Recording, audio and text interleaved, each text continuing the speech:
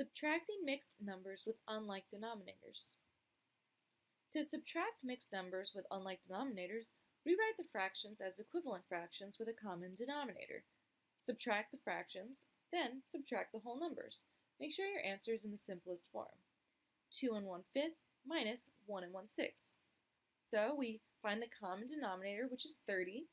We convert the numerators to work out here. So 1/5 becomes 6/30ths, and 1/6 becomes 5/30ths.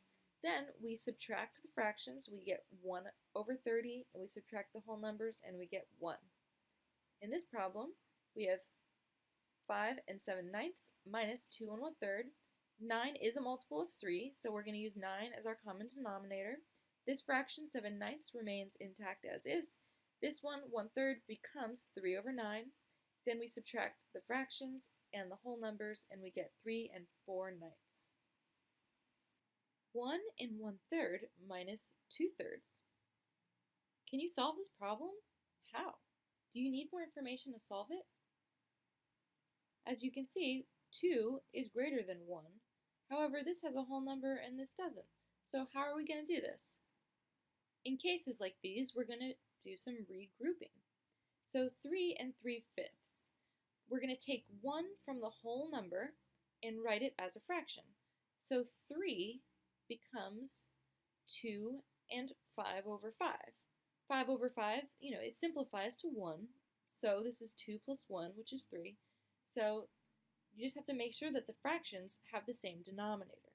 So if you're trying to rewrite this fraction, make sure to include the same denominator, which is 5, when you're rewriting the whole number. Then you add the new mixed number and the fraction.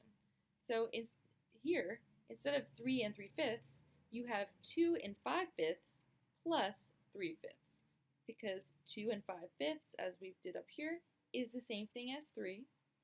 Therefore, you have a new mixed number, which is 2 8/5. Here's a visual representation. In the last slide, we learned that 3 3/5 is the same thing as 2 8/5.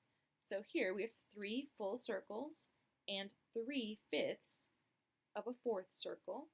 And here we have 2 full circles and 8/5, which is a full circle and then 3 more. So you can see they are equivalent.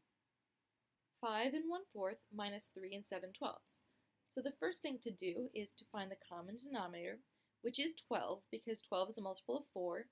So then our new fractions are going to be 5 3/12 minus 3 7/12. This fraction didn't have to change at all because it already had 12 as a denominator.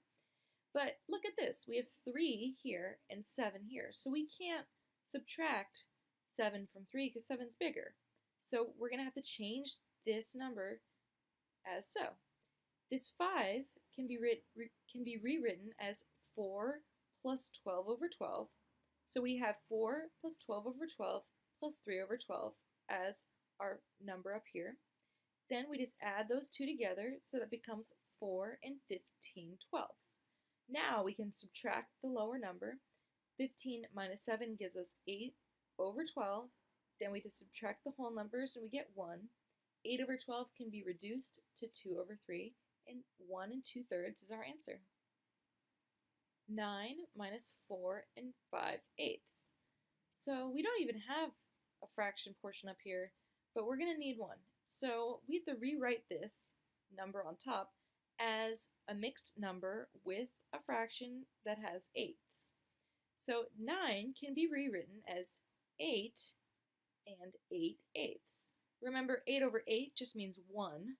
So 9 can be rewritten as 8 plus 1, and we just choose to write that 1 as 8 over 8. I chose 8 as the denominator because that's what it is in the bottom number, and that will make our lives easier. So then we just have our 4 5/8, and here's our new problem. So we subtract 8 minus 5, we get 3 over 8, and we subtract 8 minus 4, we get 4, and that is our answer.